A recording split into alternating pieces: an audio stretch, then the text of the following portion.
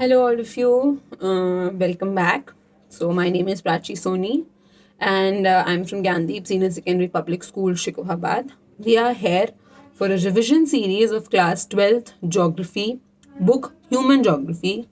In this series, we have already completed the first chapter of this book, that is Human Geography, Nature and Scope. And from today, we would be starting with the world population, distribution, density, and growth. This is a revision course. If you want to learn the detailed course, please refer to the videos on my channel. There is a playlist, you can refer to that. So the world population distribution. Population, we know how population matters. India is the world's second largest country in terms of population, and India's population is both gives us a lot of advantage and also is disadvantageous to us.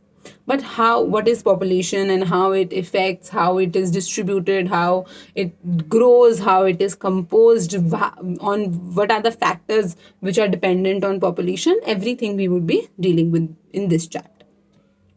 Not gold. There is a quote in your book written, I would like to read it. Not gold, but only women or men can make a people great and strong. तो एक country को पैसा, gold नहीं, बल्कि वहां पे रहने वाले लोग स्ट्रॉन्ग बनाते हैं, ग्रेट बनाते हैं. Men who work for truth and honor's sake stand fast and suffer long. Men who toil while others sleep, who dare while others flee, they build a nation pillars deep and lift it to the sky. ये बोल रहे हैं वो लोग जो truth, सच्चाई, honours के सेक के लिए काम करते हैं, वो ज़्यादा लंबे समय तक खड़े रहते हैं. और वो लोग जो मेहनत करते हैं, अपना वो हार्ड वर्क करते हैं सोने की बजाय, they achieve success in life rather than वो लोग जो भाग जाते हैं, जो सिचुएशंस को फेस नहीं करते हैं. ये वो लोग होते हैं जो नेशन की पिलर को बनाते हैं, पिलर को डीप बनाते हैं और उसको स्काई तक लेकर जाते हैं. People of India, people of a country, किसी भी कंट्री के लिए, चाहे इंडियन हो, चाहे अमेरिका हो, कोई भी कंट्री के लिए जो वहाँ के रहने वाले लोग होते हैं, that is the real wealth. Real wealth का मतलब वही लोग हैं जो एक कंट्री की इकोनॉमी, सोसाइटी को बेटर कर सकते हैं. It is they who make use of countries resources and decides it's policies. ये वो लोग होते हैं जो उस कंट्री की पॉलिसी, लोग होते हैं जो पॉलिसीज बनाते हैं और कंट्री के रिसोर्सेज को कहाँ यूज़ करना है, कैसे यूज़ करना है, और तो और सिर्फ यूज़ को, रिसोर्सेज ऑब्टेन ही नहीं करते हैं बट खुद भी एक रिसोर्स होते हैं. अल्टीमेटली कंट्री को उसके जो वहाँ पे रहने वाले लोग हैं उससे जाना जाता है. हमें ये इम्पॉर्टेंट है जानना कि इसीलिए ये बहुत ज़रूरी हो जाता है कि एक कंट्री में कितने लोग रहते हैं उसकी हम स्टडी करें. कितने people, how many people are dying, कौन कितने लोग बर्थ ले रहे हैं, कितने लोग मर रहे हैं.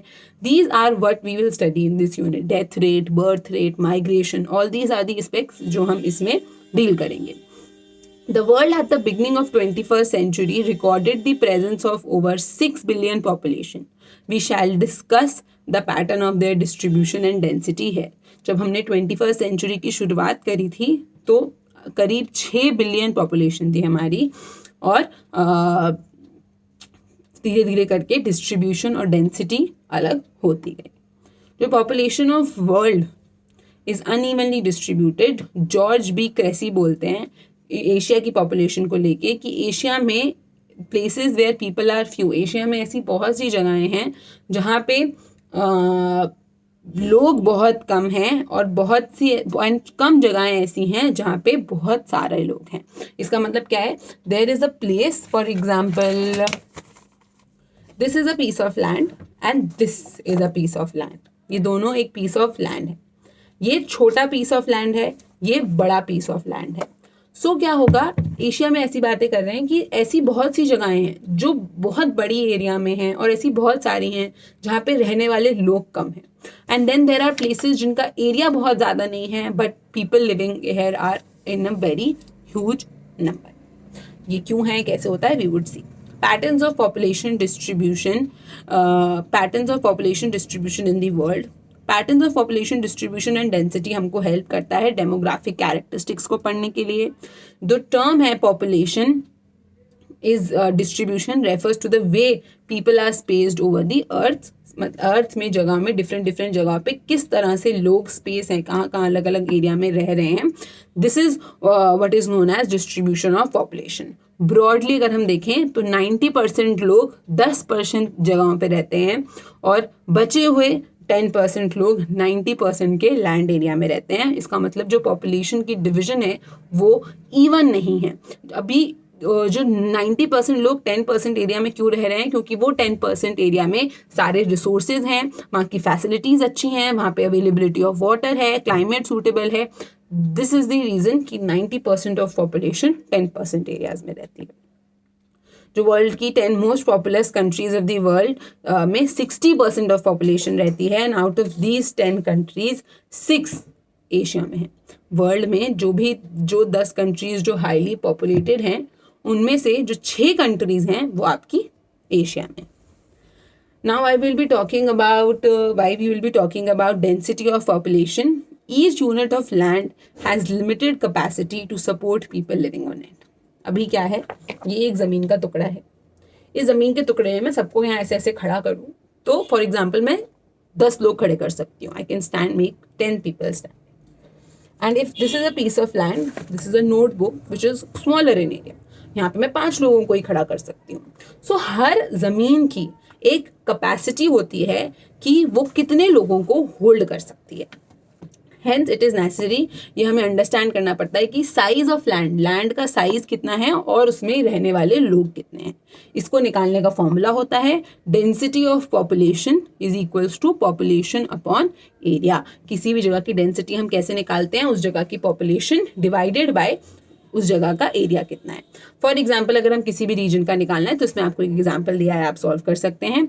These are the densely populated parts of the world. अगर हमें आपकी बुक में ये मैप बना है और अगर नहीं बना है so you can refer to this map. आप देखेंगे जो डार्क ब्लैक वाली जगहें हैं ये वो एरियाज हैं जो वर्ल्ड में बहुत हाईली पॉपुलेटेड हैं, एकदम डार्क में हैं. और फिर धीरे धीरे करके grey, light grey, everything the details are changing. So, yes, so these places are dark in color. And I have attached the map. आप अभी भी रेफर कर सकते हैं अगर आपकी बुक में नहीं हो तो. So, these are the north eastern parts of, ये कौन सी जगहें हैं आपकी north eastern parts of USA है, यूरोप का नॉर्थ वेस्टर्न पार्ट है थोड़ा सा, साउथ ईस्ट और ईस्ट एशिया, ये कुछ ऐसे पार्ट्स हैं जहाँ पे जो पॉपुलेशन है वो काफ़ी हाई है. Other areas like those near, जो जैसे कि हमारे नॉर्थ साउथ पोल के टाइम पास देखो बहुत ठंड है, हॉट डेजर्ट्स जो हैं, कोल्ड डेजर्ट्स जो हैं, यहाँ पे रेनफॉल जोन्स जो जहाँ पे बहुत इक्वेटर के आसपास जहाँ बहुत हाई रेनफॉल होता है, इन जगहों पे जो पॉपुलेशन की डेंसिटी है वो काफ़ी लो है. These are the sparsely populated regions of the world with less than 1% of, ये sparsely population है मतलब यहाँ पे बहुत ज़्यादा लोग नहीं रहते हैं, only 1 person per square kilometer, इतना sparsely populated है. In between these two types of areas, two types are the areas of medium density. एक जगह हो गई बहुत हाई है, एक इन्होंने बताया जहाँ बहुत लो है. इसके बीच में ऐसी जगहें आती हैं जहाँ पे जो डेंसिटी है थोड़ी मीडियम है, जैसे कि western China, southern India and Asia, Norway, Sweden, Europe are the some examples जहाँ पे मीडियम डेंसिटी है पॉपुलेशन का, बहुत हाई नहीं है. Now we will be talking about factors influencing distribution of population. इसका मतलब क्या हुआ कि what are the factors या what are the reasons, किन किन कारणों की वजह से आप एक जगह से दूसरी जगह पर जाओगे. Now we will learn this from some certain examples. For example, आपको you have to migrate, आपको कहीं एक जगह से दूसरी जगह में शिफ्ट करना है. So what would be the things you would be noting or you would be taking care of जब आप एक जगह से दूसरी जगह में जाएंगे. फर्स्ट चीज़ हमारे होते हैं जोग्राफिकल फैक्टर्स. जोग्राफिकल फैक्टर्स कौन से होते हैं, जो हमें जोग्राफी के बारे में बताते हैं कि वहाँ की जोग्राफी को हम नोट करें. जैसे कि सबसे ज़रूरी हमारे ह्यूमन बींग्स के लिए क्या है, वाटर. बिना वाटर के we can not sustain, we can not live. तो हम सबसे पहले चेक करेंगे अवेलेबिलिटी ऑफ वाटर. तो सबसे ज़रूरी हो जाता है इम्पॉर्टेंट फैक्टर, अगर जो एरिया जहाँ पे पानी की अवेलेबिलिटी बहुत ज़्यादा होती है वहाँ पे ज़्यादा पॉपुलेशन रहती है, जहाँ पे पानी की अवेलेबिलिटी कम होती है वहाँ कम लोग रहते हैं। पानी क्यों इतना ज़रूरी है? क्योंकि आप पानी को बहुत सारी चीज़ों के लिए यूज़ करते हैं, चाहे वो ड्रिंकिंग हो, बाथिंग हो, कुकिंग हो, कैटल, क्रॉप, इंडस्ट्रीज, नेविगेशन, हर चीज़ के लिए पानी का इस्तेमाल किया जाता है। And that is Y availability of water is very crucial. It is इसीलिए जो रिवर वैलीज मतलब वो सारा एरिया जहाँ से रिवर्स गुजरती हुई जाती हैं, ये वो एरियाज होते हैं जहाँ पर वो एरियाज जहाँ पे बहुत सारी पॉपुलेशन रहती है। जैसे आपका गंगा ब्रह्मपुत्रा का जो रिवर वैली है, जो पूरा यहाँ से रिवर गुजरती है इंडिया में, उत्तर प्रदेश, बिहार, झारखंड, यहाँ की पॉपुलेशन बहुत हाई है बिकॉज पानी की अवेलेबिलिटी है। Next is your land forms. Land form अभी पहाड़ी इलाके में कोई रहना नहीं पसंद करता है, प्लेन्स में रहना पसंद करते हैं। People prefer to live on plain gentle slope में, क्योंकि यहाँ पर खेती बाड़ी करना आसान है, यहाँ रोड्स बनाना आसान है, इंडस्ट्रीज बनाना आसान है, किसी तरह की कोई रुकावट, हिंड्रेंस नहीं होती है माउंटेन्स की वजह से, हिली रीजन्स की वजह से। नेटवर्क इजीली अवेलेबल होता है, ट्रांसपोर्ट फैसिलिटीज़ हैं, कम्युनिकेशन फैसिलिटीज़ हैं, इंडस्ट्रियल डेवलपमेंट में कोई दिक्कत नहीं आती है। The Ganga plains are among the most densely populated area है, क्योंकि ये प्लेन एरिया है वर्ल्ड में। और हिमालयाज उसी के ऊपर, हमारे ही प्लेन के ऊपर जो माउंटेनियस वाला हिमालयाज वाला रीजन है, दैट इज़ माउंटेनियस रीजन, और वो स्कार्सली पॉपुलेटेड है, बहुत कम पॉपुलेशन है वहाँ पे। Climate and extreme climates such as very hot or cold deserts are uncomfortable for human habitation. जो climatic regions होते हैं, जैसे कि region which is very hot और very cold are uncomfortable, वहाँ पे आप ज़्यादा गर्मी में भी ह्यूमन बॉडी को एक डिज़ायर्ड टेम्परेचर चाहिए होता है।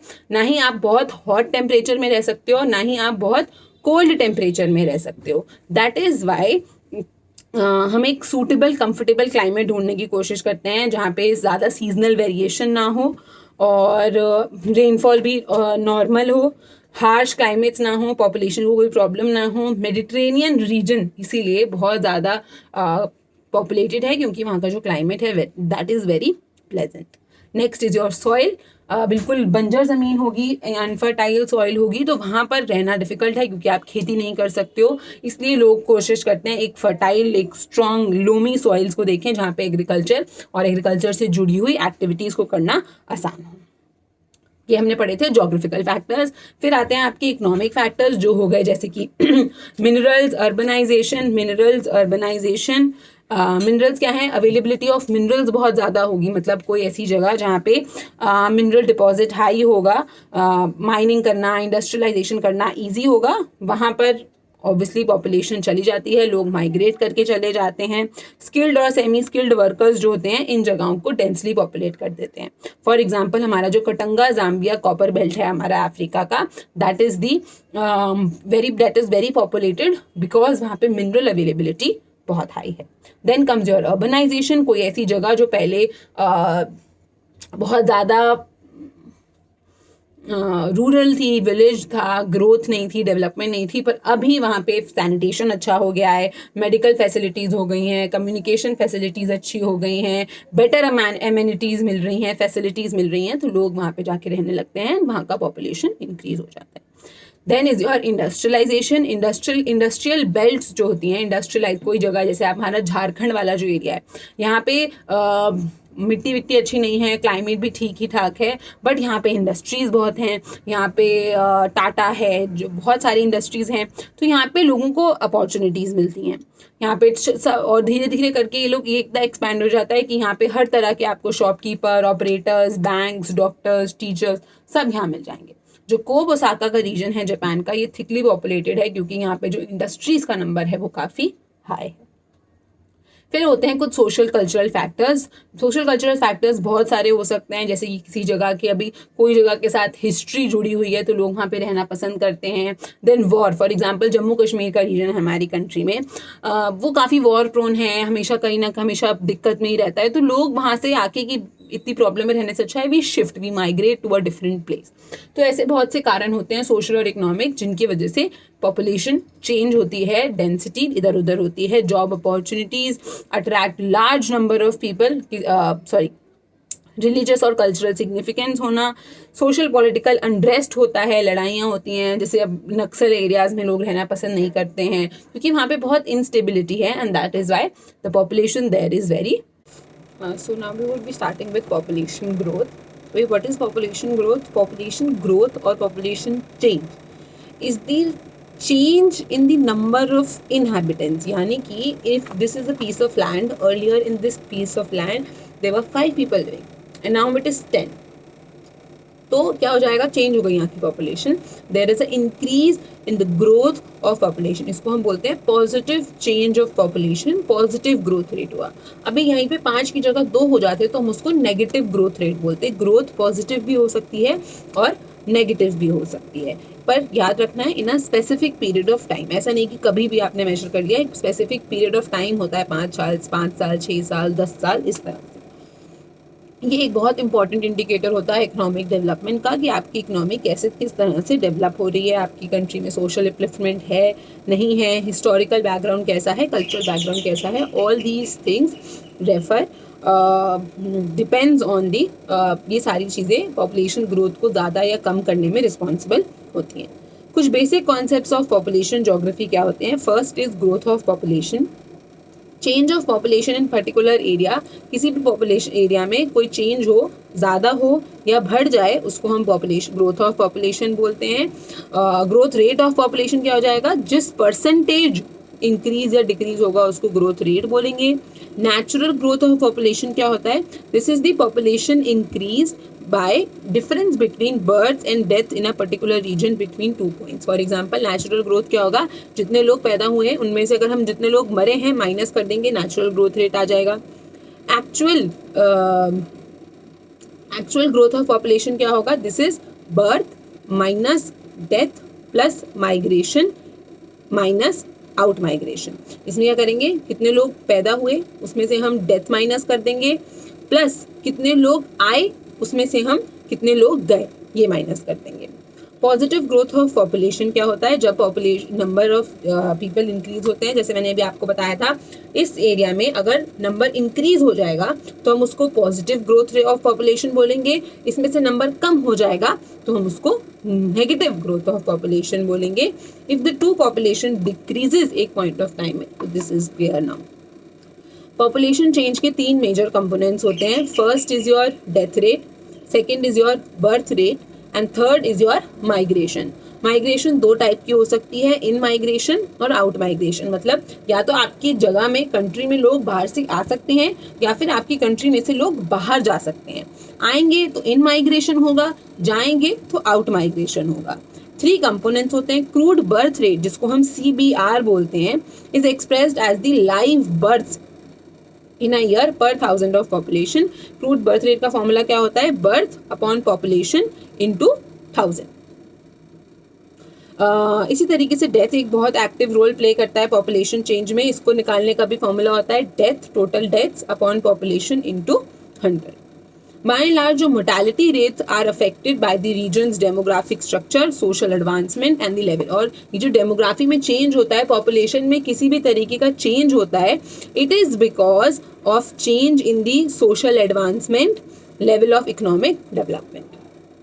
So thank you. Mortality rate का मतलब होता है कि कितने लोग मर रहे हैं. सो thank you. Or if there is any doubt or if you have any problems, please feel free to message me. And the homework for you is to go through the chapter again, and if you have any question you can ask. So I will ask you 2 questions. First is explain any 3 concepts of population change and analyze its impact on the population. And the second one would be explain with examples the 3 socio-cultural factors of population growth. Thank you.